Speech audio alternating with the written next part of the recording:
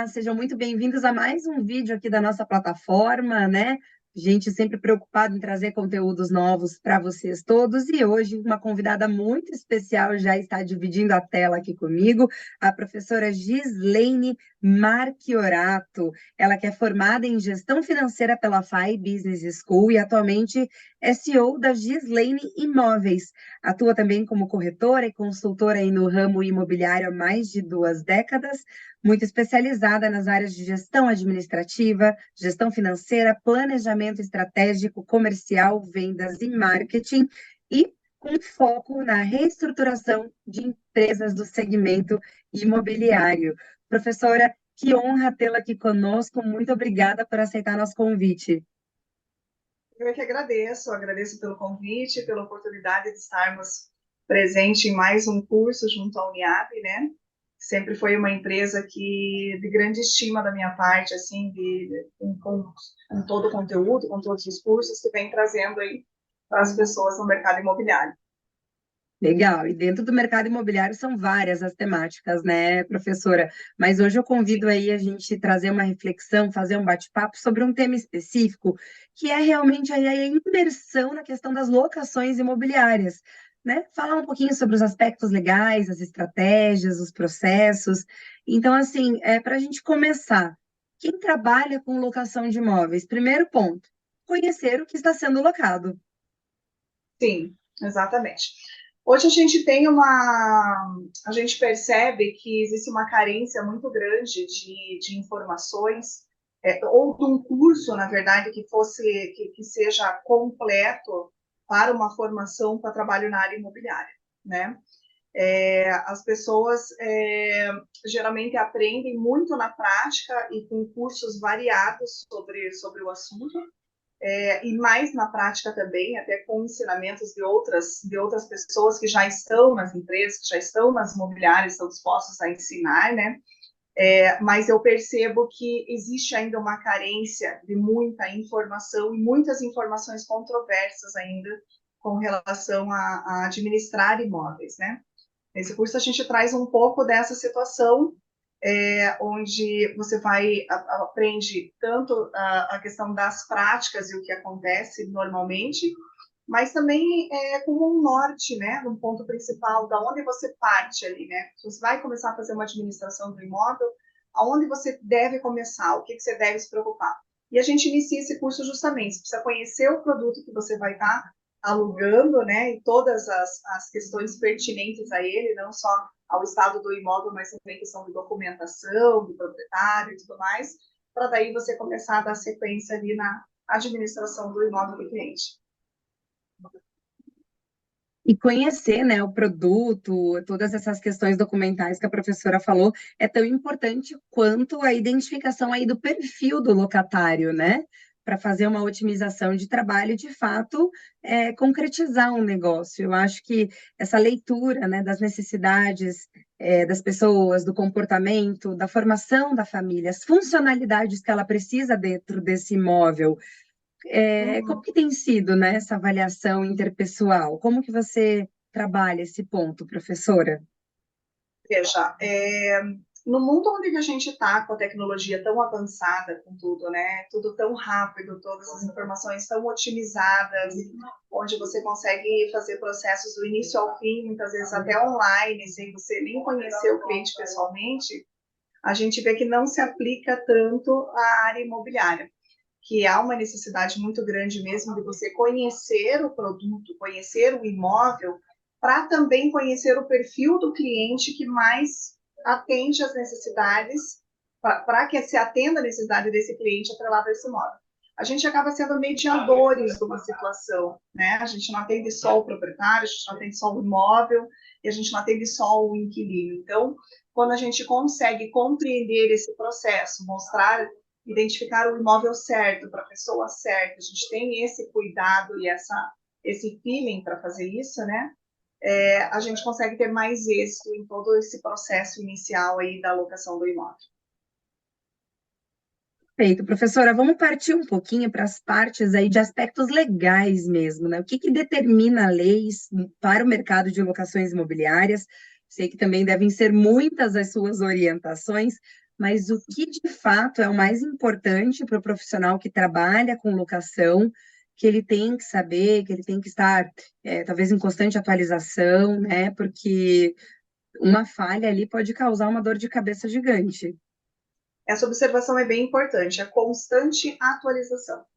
Antes nós podíamos dizer que para entender de administração de imóveis bastava você entender a lei do inquilinato, a lei 8.245, né? Hoje já não basta mais você só entender a lei do inquilinato. Eu costumo dizer nos cursos que nós temos aí muitos julgados, muitas situações jurídicas que envolvem a administração de imóveis, que são julgadas muitas vezes com a lei do inquilinato, com o Código Civil, com o Código de Defesa do Consumidor, e mais ainda com as jurisprudências que hoje se fazem no mercado, né? Essas jurisprudências seriam determinadas causas dadas a determinadas situações, muitas vezes não previstas na lei do inquilinato, que acabam servindo como exemplos para outros julgados, então acaba sendo tomado como base ali na hora do julgamento. Então, se não estiver constantemente atualizado a essas práticas, a essas demandas que têm acontecido no mercado, certamente vai se deixar passar alguma coisa e não vai conseguir olhar com uma visão macro ali a administração. Então, é muito importante a questão da atualização. Existem muitas diferenças, no processo de locação de um imóvel residencial para um comercial?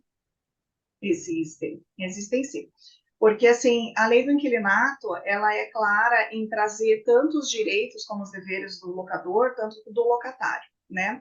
Nas locações residenciais, a gente observa que o locador acaba tendo mais direitos sobre essa locação, de acordo com a questão de prazos e tudo mais. Na locação comercial, se você não se atentar a alguns detalhes dessa locação, o locatário com certeza tem muito mais benefícios, né, a favor dele com relação à locação. Digamos, como exemplo ali a cláusula renovatória de contrato, direito de fundo de comércio. Então, são locações bem distintas que devem ser olhadas assim com olhos bem especiais. E as garantias locatícias, quais são elas e se elas podem ser aplicadas em ambos os casos, tanto para residencial quanto para comercial, ou cada tipo de locação também tem o seu tipo de garantia? Hoje nós temos no mercado vários tipos de garantias locatícias, né? Dentro do que a lei do inquilinato permite, que são as garantias de fiador, calção, fiança, seguro-fiança, título de capitalização, bens móveis que não são muito utilizados, né, comumente, mas também é permitido. Além dessas que já são permitidas pela lei, existe uma abertura de um leque muito grande no mercado, né?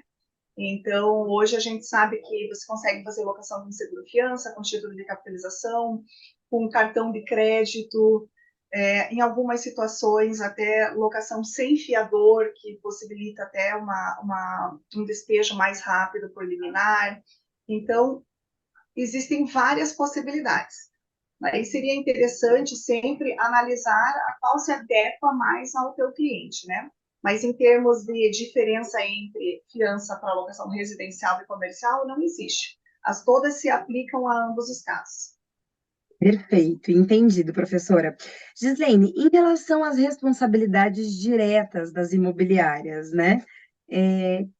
O que você pontuaria assim como mais importante que de fato pode acabar responsabilizando aí essas empresas, né? Quem sabe até responder processos, terem contratos executados, aonde que geralmente mora o problema? É uma questão bem delicada, sabe? Porque as imobiliárias elas vão ser sempre consideradas como a parte conhecedora, sabedora de toda a situação. A parte que é especializada em fazer administração de imóveis e não pode cometer falhas, né?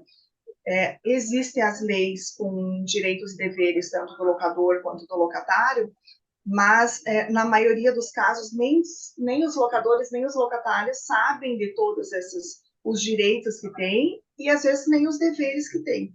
Mas a imobiliária, como especialista, ela é obrigada a estar um passo à frente, porque ela precisa estar sabendo dos dois lados, dos dois aspectos, para orientar a situação de forma neutra, né? Porque ela tem que trabalhar com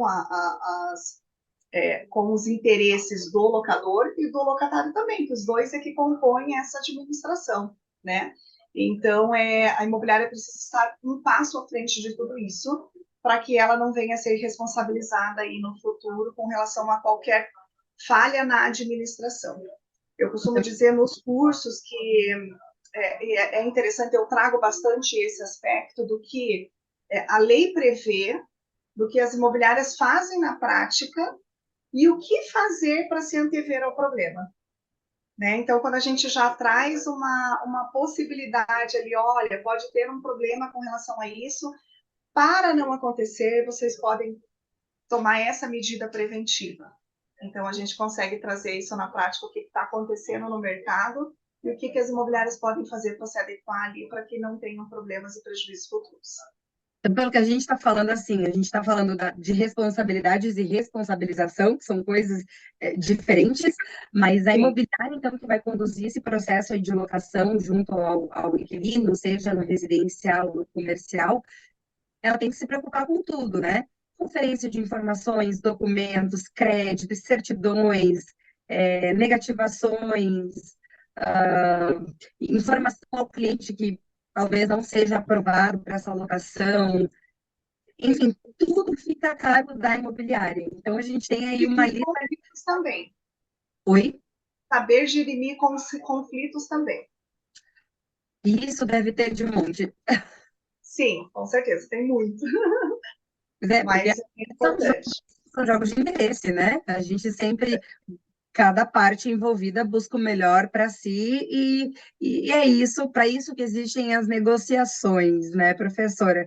E a gente também tem que falar aí de cálculos de multa, reajustes contratuais, como que funciona? A gente sabe que a economia anda instável, né? O Brasil tem sofrido com isso há muito tempo.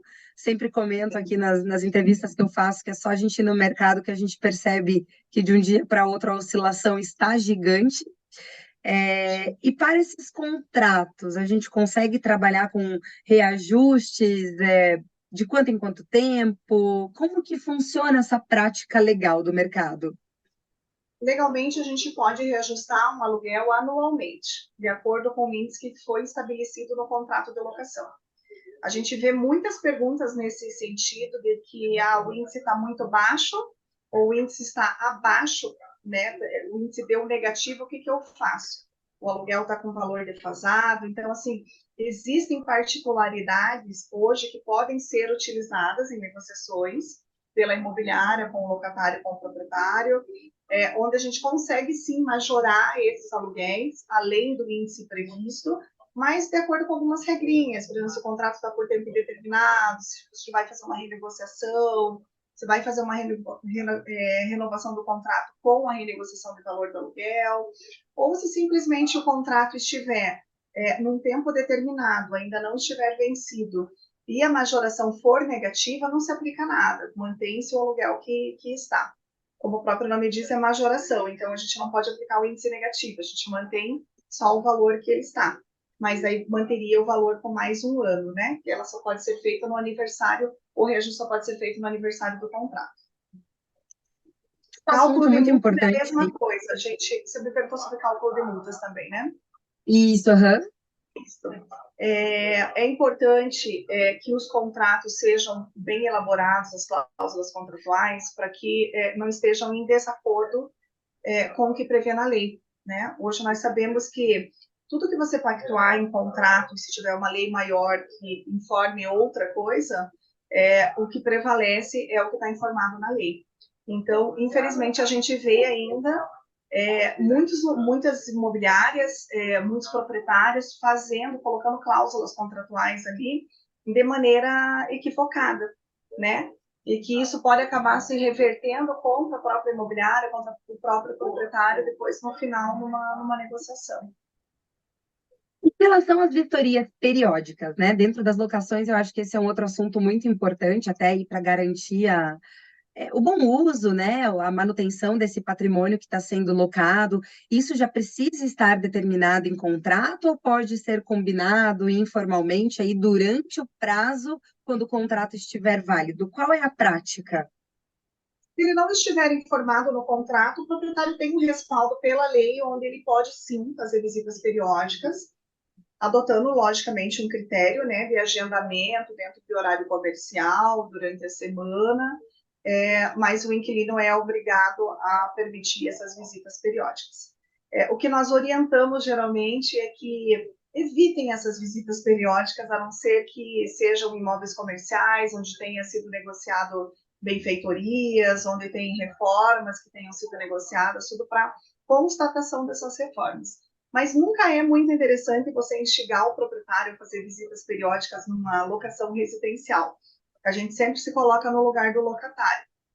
Você, com o imóvel alugado, não gostaria de estar recebendo visitas do proprietário durante a sua locação para ver como que você está tratando essa locação. É por isso que nós temos o laudo de vistoria de entrada, que retrata o estado do imóvel quando ele recebeu esse imóvel, e no final da locação ele tem que restituir o imóvel de igual forma. Né? Então, se durante a locação ele quiser pintar as paredes de rosa choque ou de preto, e Pode. desde que não mexa na estrutura, ele pode fazer o que ele quiser com o imóvel, desde que não afete a estrutura do imóvel. Mas ele pode fazer o uso que ele quiser com o imóvel, desde que no final da locação ele entregue conforme ele recebeu. E é para isso tudo, né? São essas garantias aí que passam para o nosso próximo e último passo desse bate-papo, que fala justamente da relocação do imóvel no mercado. Como Sim. que funciona, né? Porque a gente sabe que algumas situações os proprietários alugam por um período curto de tempo, porque talvez vão viajar, mas tem muita gente que já investe apenas para a locação, então vive disso, né? Então, como que Sim. funciona? É uma prática muito comum, o mercado está aquecido? Fala um pouquinho aí para a gente de como está a nossa situação hoje no mercado de locação. O mercado de locação está bem aquecido, na verdade, assim, eu acho que é um dos melhores mercados de trabalho, porque sempre tem alguém querendo alugar um imóvel maior ou um imóvel menor, e se não estiver alugando, estiver desocupando para comprar, a imobiliária ainda tem a vantagem de conseguir achar um imóvel para esse inquilino ainda para vender para ele, né? A gente ensina um pouco no curso a questão da prática dessa relocação, porque não trata-se apenas de você fazer a rescisão com o antigo inquilino, se certificar que o imóvel está em bom estado de conservação, se certificar que o valor do aluguel está dentro da demanda do mercado atual, para você não acabar divulgando o imóvel acima ou abaixo do preço de mercado, né? Para que ele alugue rápido novamente. Não basta só isso, basta também que é necessário que o teu processo dentro da imobiliária, no processo da rescisão e na divulgação desse imóvel, seja um processo bastante otimizado e agilizado. Hoje a gente vê que, estatisticamente, a maioria dos proprietários que saem da imobiliária, retiram seus imóveis da administração de uma imobiliária, acontece bem nesse período da transição, entre a rescisão, recebimento de todos os valores e o imóvel, a conservação dele, todos os reparos e pintura do imóvel, e o tempo de divulgação. Aí, geralmente, acaba criando uma insatisfação do proprietário, porque muitos dependem dessa renda, então o processo tem que ser muito otimizado.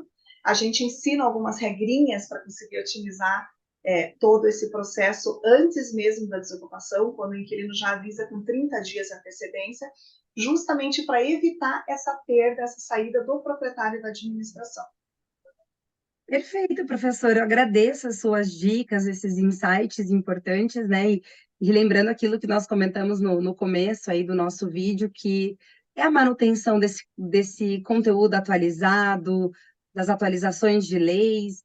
E eu acho que mais importante que isso ainda é a troca de experiências, né, entre os profissionais desse mercado. Sim, sim. Tanto na parte de venda quanto de locação, as imobiliárias atuam muito no formato de parceria. Então, acho que essa troca do que aconteceu comigo, o que aconteceu com você é muito importante, porque casos novos surgem o tempo todo. Professora, um grande prazer conhecê-la, falar com vocês sobre esse assunto tão importante aí para quem nos assiste, né, que trabalha com locação de imóveis. Obrigada pela parceria com o Secov e o Uniab. Espero que a gente se encontre aqui outras vezes. Eu é que agradeço pela participação, agradeço pela paciência e estamos juntos. Vamos continuar aí trocando informações, né?